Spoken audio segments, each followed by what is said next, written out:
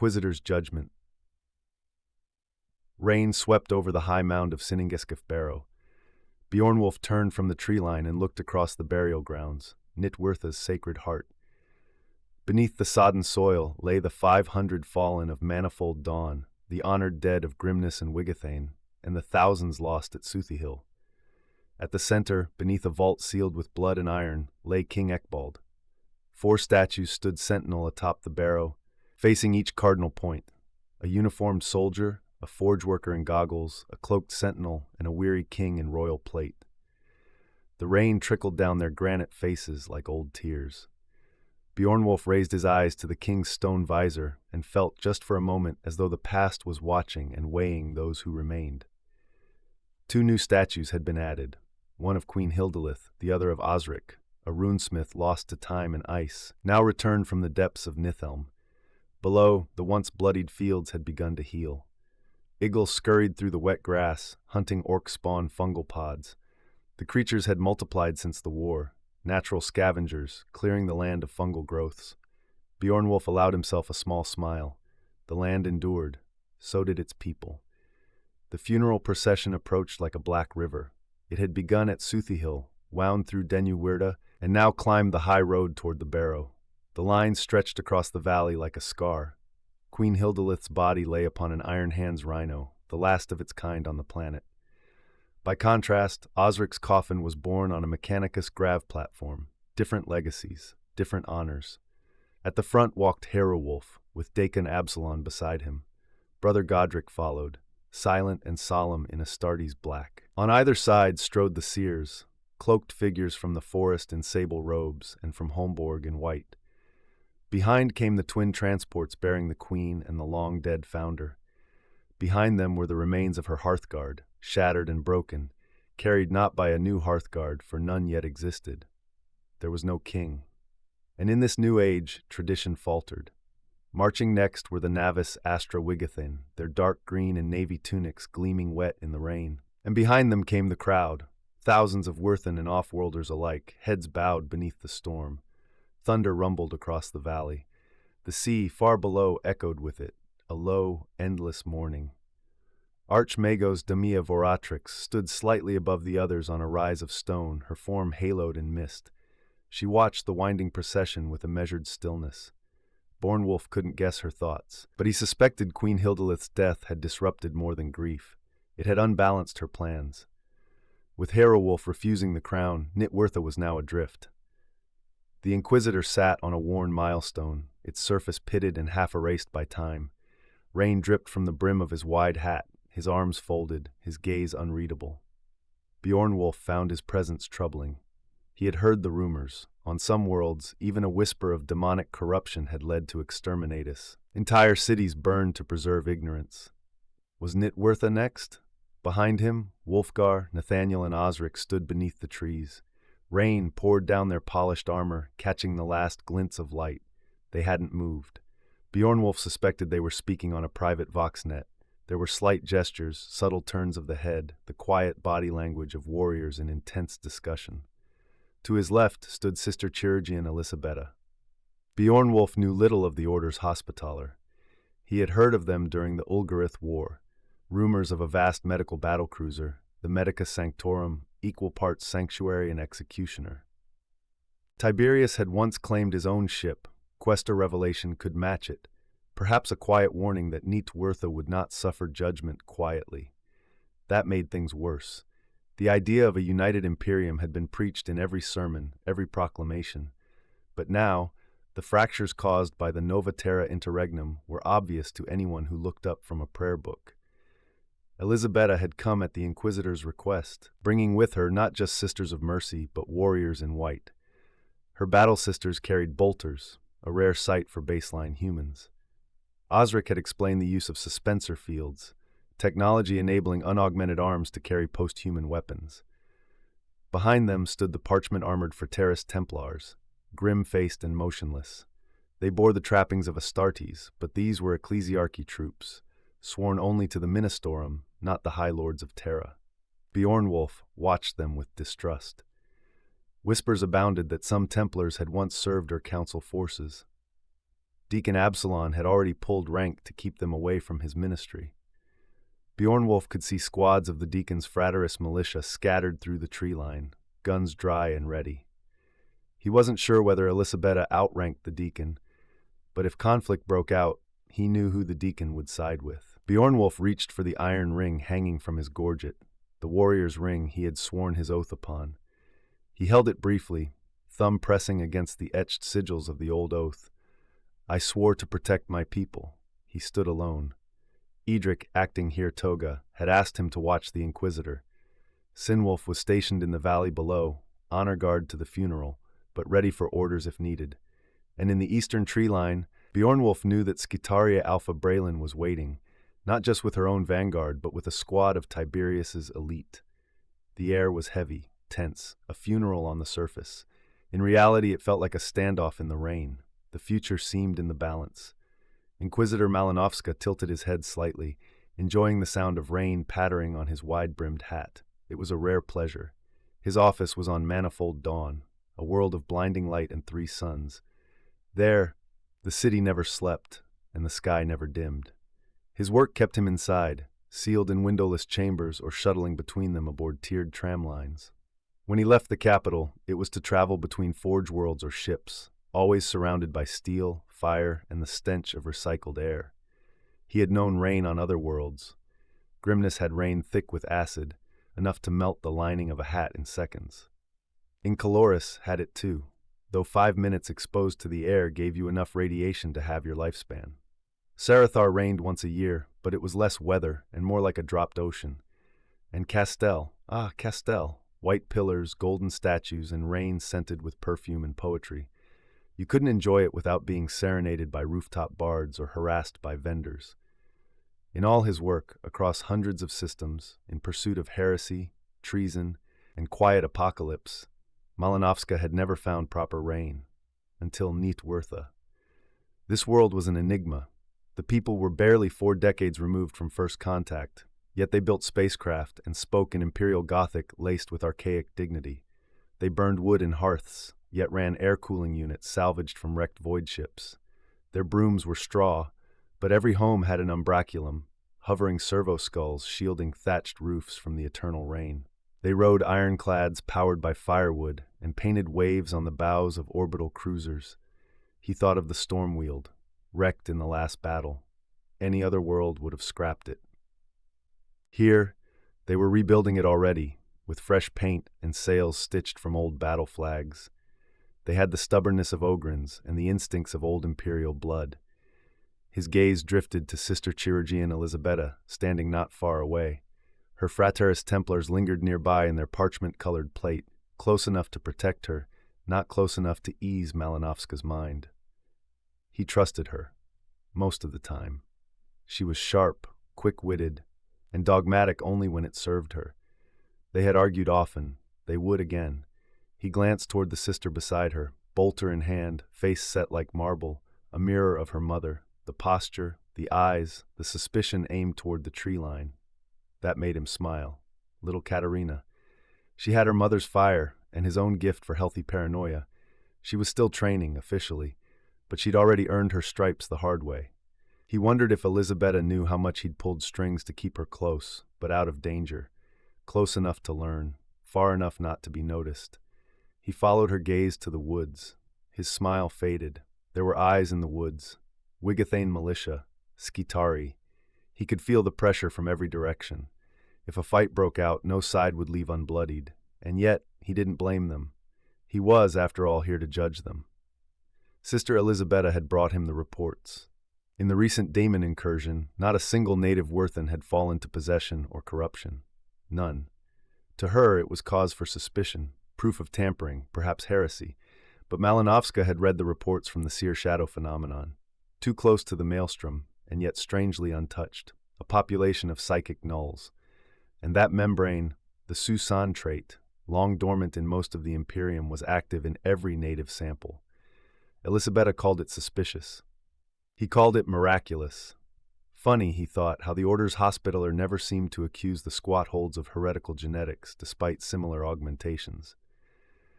Techno-archaeologist Vane Kilev, one of his best assets, had found those same traits across multiple systems in the region. So why hadn't Elisabetta brought it up? She was hiding something, playing a longer game. He had no intention of becoming a pawn in whatever chessboard the Fraterist Templars had laid out. He could already smell the ecclesiarchy's rot on this. They had formally requested that Deacon Absalom be replaced by a cardinal of their own choosing, a man aligned to the Five Tower cult faction back on Manifold Dawn, the same faction led by matriarch Bishop Seraphina, the same cult he had spent the last decade dismantling to little effect. Anything Seraphina touched stank of death and ambition. Even now, Preacher Lucia Gratner stood across the hill, silver and gold chainsword at her hip, 2 Templar guards flanking her like the mouth of a guillotine. Malinovska's hand drifted to his coat, brushing the holster beneath. He closed his eyes and let the rain tap gently across his hat. Let the others play their game. He had watched entire star systems burn under the weight of poor judgment and worse theology. He would not let NihtWyrtha be another. That brought his thoughts to Brother Nathaniel, a good servant of the Inquisition, if a little tightly wound. Nathaniel had come to him years ago, just after Wulfgar first suggested NihtWyrtha as the site for a new Space Marine chapter. He had been worried from the start. The locals were too headstrong, too attached to their old ways, too loyal to their warrior cults, too unstable, he'd said. Malinovska hadn't known much about Astartes. Only one, really, Mentis of the Iron Hands. The Inquisition didn't command the Adeptus Astartes, not truly. But once, just once, he'd called on Mentis for help during the hunt for Magos Rimek Zarin, who had vanished in the Reach.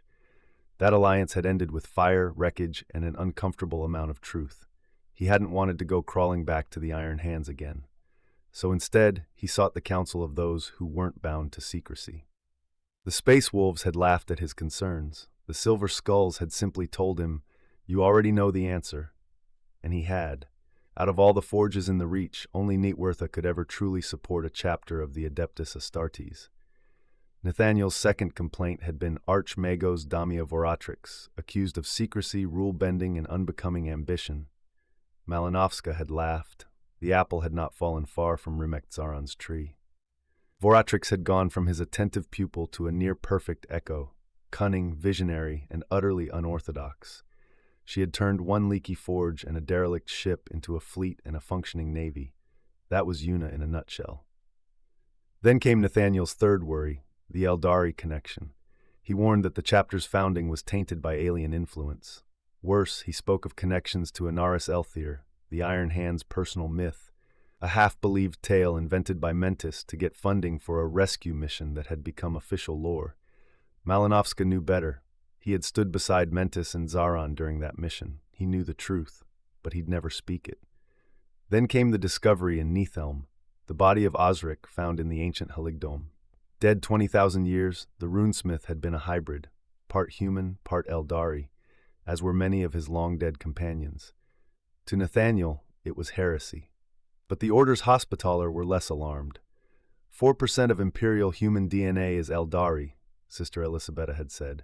Here it's closer to 6, not abnormal, not alarming.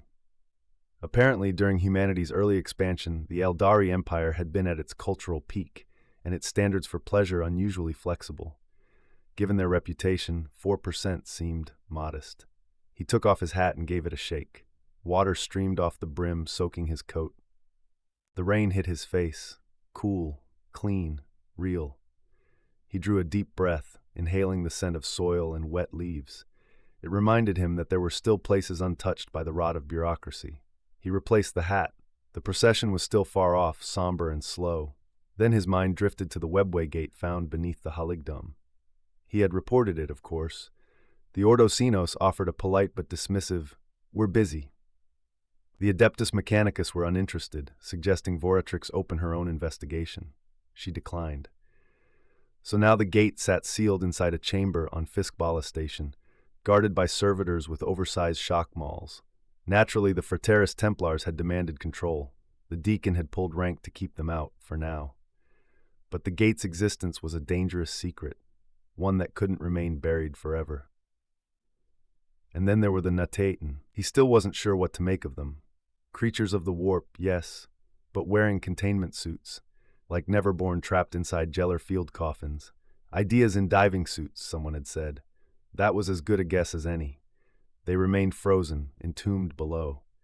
A specialist from the Ordo Malleus, an Amalothian daemon archaeologist, was currently handling the matter. The plan, apparently, was to purge most in the safest way possible, then ship a few to research stations deeper in the Imperium. He'd even received a request from the custodes, something that made his skin crawl. He didn't care what happened next. He was just glad they weren't his problem anymore. The procession was nearing, climbing the final slope of the barrow. Malinovska felt a rising dread. There was a distinct possibility that Deacon Absalon might single him out to take part in the ceremony. As the highest-ranking imperial representative present, it was almost expected. But ceremony was not his idea of a good afternoon. He'd rather face a tide of Xenos than a crowd of grieving civilians. Sighing, he pushed himself off the milestone, gave a curt bow to the others, and began a leisurely walk down the long hill, away from the barrow. The gathered figures watched him go. Some nodded, some offered respectful gestures, and others merely saluted. But Beornwulf did none of these. He watched the Inquisitor for a long moment, then wordlessly turned and followed in his wake. Archmagos Voratrix observed them go, expression unreadable, but a small involuntary curl at the corner of her lips betrayed the ghost of a smile.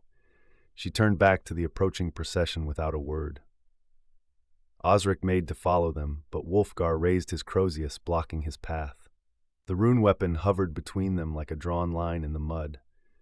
Sister Chirurgian Elisabetta watched the scene unfold with detached curiosity, then turned her attention elsewhere. But not everyone shared her indifference. Preacher Lucia Gratner raised a hand and began walking in the Inquisitor's direction, her silver and gold chainsword glinting in the rain.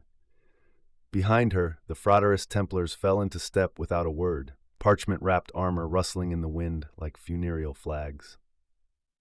The other order's Hospitaller sisters turned to Elisabetta for guidance. She gave a short shake of her head, barely perceptible. The sisters obeyed and returned their focus to the funeral. None of them noticed that one of their number was missing. The procession drew nearer, cresting the final hill. Malinovska felt a familiar dread rise in his gut. The suspicion that Deacon Absalon would single him out for some ceremonial participation.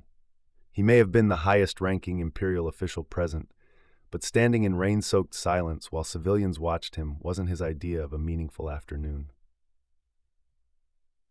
He would rather face a tide of Xenos than endure the gaze of a mourning crowd. He stepped away from the milestone, gave a curt bow to the others, and began a slow, deliberate walk down the hill, away from the barrow. The path wasn't cobbled, only shaped by the wear of centuries. Grass verges on either side funneled the rainwater downhill, where it joined a stream that ran to the Geofon seam far below. He wondered absently how the island had survived unbroken through millennia of rain. Why hadn't it been washed down to bedrock by now? He reached a slight rise, a slab of slate sheltered by a great tree, older than most imperial ships still in commission. The platform, an outcrop of the ancient mountains, overlooked scattered longhalls and distant villages that led down to the sea. Far on the horizon, visible only as a smear of smoke, lay Broadmouthy Port and the runesmith forges that had escaped the incursion by distance alone. He paused under the tree, listening to the rain strike his coat, his hat, and the world around him. A figure approached, unhurried, quiet, Beornwulf, bareheaded in the rain, no helm, no cloak, not in the green cataphracti plate of the novice Astra Wigathan, but in the chainmail and brass-etched plate of his people. He wore no warrior rings, unusual for a Wirthan soldier, but bore a single tarnished ring hanging from his pauldron, its surface etched in runes. Malinovska knew the story. It was a burial ring, forged for warriors to carry into the feasting halls of the dead, to show the ancestors they were worthy of entry. The man beside him had once fought a boar with his bare hands and nearly died doing it. Only the Susan membrane in his cells had saved him.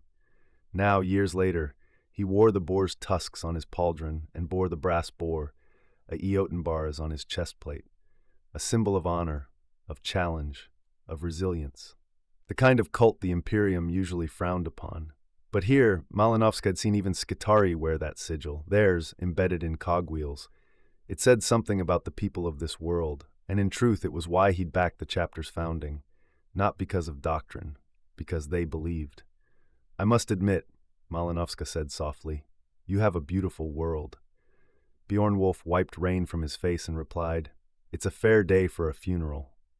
Horns echoed across the valley. Somewhere behind them, Queen Hildilith's body was being laid to rest beside her brother. Malinovska drew a slow breath, gathering the question he'd been putting off. She'll be missed, he said. Astute, careful. But with her gone, I must ask, who takes the throne? I hear the prince has refused it. Bjornwolf gave a short grunt of laughter. You don't mess about, Inquisitor. Straight to the point. I don't believe in wasting breath on platitudes. Bjornwolf nodded. She feared Wulfgar might usurp her, wrongly, as it turns out. Hiorulwolf believes the future lies in unity. He proposes that the chapter master of the new chapter will also bear the crown. Malinovska raised an eyebrow. He hadn't expected such a direct statement of geopolitical strategy from a man who'd once wrestled a boar. So who rules now? Edric, Bjornwolf said plainly. He's Heer Toga, steward until the chapter is officially founded. I thought he declared himself Heer Toga in battle. Isn't that meant to be voted on? It was, Bjornwolf shrugged. But when a Heer Toga declares himself with the monarch dead, it's binding, unless challenged. And no one will challenge him? Bjornwolf smiled. My Modor is too busy with her forge. My uncle commands the Mechanicus forces. There's no one else. Hiorulwolf still holds the title of prince, but it's ceremonial now. Malinovska took off his hat, shook it once, and let the rain run freely over his face. What a simple world you have, he said, half admiring, half weary. No court intrigue, no subcommittees, no forged ballots. I wish more forges had been built with such sense. Bjornwolf didn't answer at first. He seemed to be weighing his words.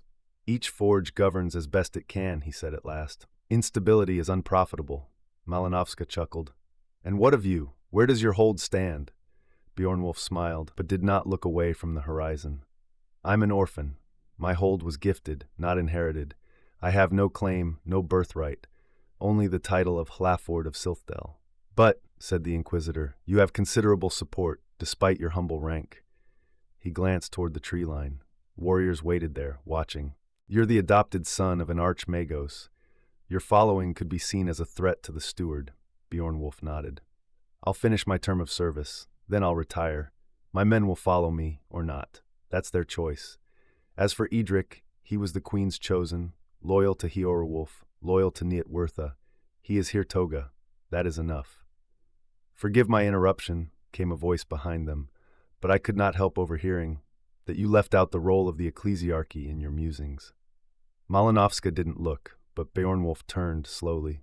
Preacher Lucia Gratner stood with a squad of grim-faced Fraterist Templars behind her. Their armor was heavy with rain, parchment purity seals hanging limp from their pauldrons and bolter housings. The ink ran in streaks, but the red wax seals held. Gratner bowed low with elaborate formality. Bjornwolf responded only with a short nod. Lady, he said flatly. She stepped forward, smiling sweetly. You must admit, Inquisitor, it is only fair that the desires of the Ministorum be accounted for in matters of governance. We are, after all, the loyal stewards of the Emperor's divine will, and bear the sacred duty of safeguarding the souls of every subject on NihtWyrtha. Another step forward. She came close enough that Malinovska was forced, by courtesy, to turn and face her. And given how important this world is becoming, she continued, surely it would be more fitting, more efficient for the ecclesiarchy to take up the burden of daily governance, allow the future chapter master to focus on his sacred duty, war in the Emperor's name. We are humble servants, after all, and wish only to lighten the load of others. Her smile was perfect. Too perfect. Malinovska gave a tight smile. I was under the impression this was the Deacon's See, not a domain under the ecclesiarchy of Manifold Dawn. Lucia spread her robes with theatrical grace, letting the rain cascade off them as she dropped to one knee before the Inquisitor. Her Templars stood still behind her, silent as statues. But of course, Lord Inquisitor, she said with feigned humility, Deacon Absalon is, like myself, a humble lay preacher, but governance is a burden he should not have to carry. The matriarch Bishop Lady Seraphina has proposed that someone more versed in the Reach's political balance be appointed, someone with the full backing of the Five-Tower cult and the Adeptus Ministorum. She remained kneeling, a grin playing at the edges of her expression. It was not respect, it was theater. Malinovska bowed slightly in return. And I suppose your sister, the matriarch bishop, would be heartbroken to part with you? Lucia widened her eyes in mock surprise. Oh, most distressed. But we must all make sacrifices in service to him on Terra. I'm sure you understand. Malinovska winced, then tilted his head. You said rule. I thought the ecclesiarchy guided. A figure of speech, Lucia said smoothly. Nothing more. He shook his head slightly. Then allow me to speak plainly. The deacon is well-placed, competent, and content in his role. I see no need to meddle. Lucia's smile never faltered, but the corner of one cheek twitched. Her gaze slid to Bornwolf. But the deacon does not have universal backing, she said softly. He has his followers, of course, including yourself, Inquisitor. She gestured with one long crimson-painted fingernail. But I have the support of the Order's Hospitaller Sororitas, the Five-Tower cult, the authority of Manifold Dawn, and the promise of military aid from Sarathar. She took another step forward. And you, Lord Bornwolf, you have strength, loyalty, influence. If your support were added to ours, the Ministorum could govern NihtWyrtha without resistance, especially with so many in the defense force already loyal to you. Her eyes met his, brown, deep, impossibly still. Her features were beautiful, pale, perfectly symmetrical, lips like lacquered red glass, but something in her voice, something in her gaze, Bornwolf's skin prickled. There was something wrong with her, something that made the fine hairs at his neck rise, something that made him want to reach for the Sikhs at his belt. Bornwolf smiled, calm but cold. Somehow, I suspect the souls of my people are not the primary concern of your desires. I must decline. Lucia's face twitched, her eyes fixed on him, suddenly too still, too intense. For a moment, it felt as though they tried to burrow into his mind like a serpent seeking entry. Then she blinked, slinked back a step, and turned her attention toward the Inquisitor. There is also, she said smoothly, as though the conversation had never happened, the matter of the demonic incursion. Malinovska spread his hands, fingers splayed. I was there. What of it? Lucia turned sharply, striding back to her Templars. Then she wheeled around, her robes swirling in the rain. Rumors of a demon-corrupted forge could spread panic across the Reach, she declared. And in these times of crisis, panic is poison. The ecclesiarchy cannot guarantee the sanctity of souls on this fishbowl of a rock. It may be in the Imperium's interest for the Inquisition to carry out an exterminatus for the good of us all. Bjornwolf's hand twitched near the Sikhs on his belt. It took every fiber of restraint not to draw and bury it in her chest. Malinovska laughed. It was not a soft sound, it was a bark, loud and unrestrained, echoing through the rain. You just asked to take over this world, he said, and when denied, you suggest it be destroyed? Lady, the more dealings I have with the ecclesiarchy, the more I question its integrity. Her face shifted, eyes widening unnaturally, the bridge of her nose rising, cheekbones sharp as bone blades, cracks opened in her perfect makeup like dried parchment. The white paint ran in streaks as rain washed it down her face. Insolence, she hissed. What right does a lowly inquisitor have to cast doubt on the holy priesthood? When the council hears of this, Malinovska tilted his head. The High Lords, surely, you said council. Lucia froze, then recovered herself, smiling faintly. I meant, of course, the Council of the Ministorum, on Holy Terra. The Inquisitor gave her a short, mocking bow. My apologies, preacher. Lucia straightened, voice rising again.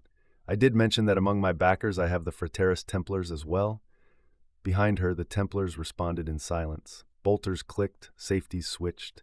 Their captain placed a gauntleted hand on the hilt of his sword, drawing it just an inch before stopping. Across the valley, the rain lit up red. Long targeting beams crisscrossed through the mist. Serpenta laser designators from the tree line, Skitarii marksmen locking on. From the hedgerows and rocky outcrops opposite, unseen Wigathane sharpshooters lit up their scopes in reply. A heartbeat of stillness passed.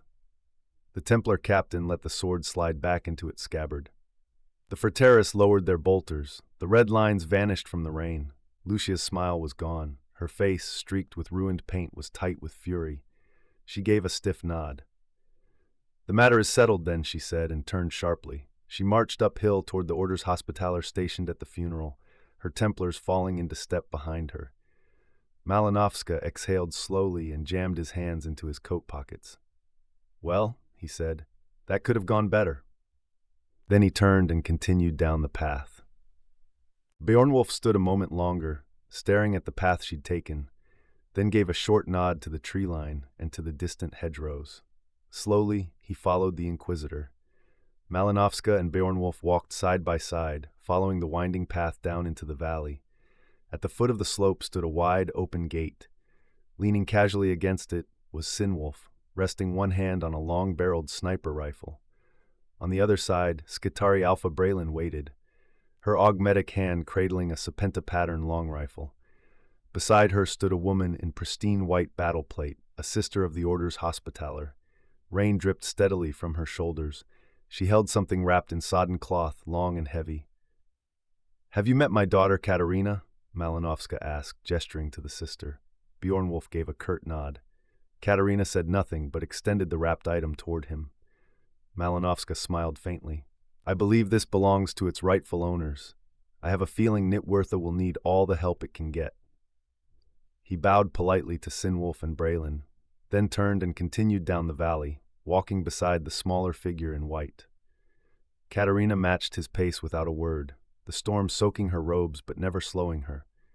Braylin moved up beside Beornwulf. "I thought that preacher had your eye for a moment," she said, voice dry. Beornwulf smirked. "I have bad eyesight. Was she pretty?" "What's in the bundle?" Sinwulf asked, eyeing the cloth-wrapped item. Beornwulf peeled back the soaked fabric. It was the Sildithnuttle, the ghost-marked rifle once wielded by Osric himself, the same relic that was supposedly sent to Mars. Somehow it had found its way back, or rather, had never left. He chuckled to himself. Of course, he'd never actually seen Katerina carry anything before handing it over, which meant, technically, the Inquisitor could claim he'd never seen it at all. He looked down the valley after Malinovska and his daughter. Yes, NihtWyrtha had gained an ally, and the Inquisition? They had gained something too. A plausibly deniable Space Marine chapter, born from fire and oath, not decree. He looked up into the rain-drenched sky. "You know," he said, tightening the cloth back around the rifle, "I think we should head home. Looks like rain."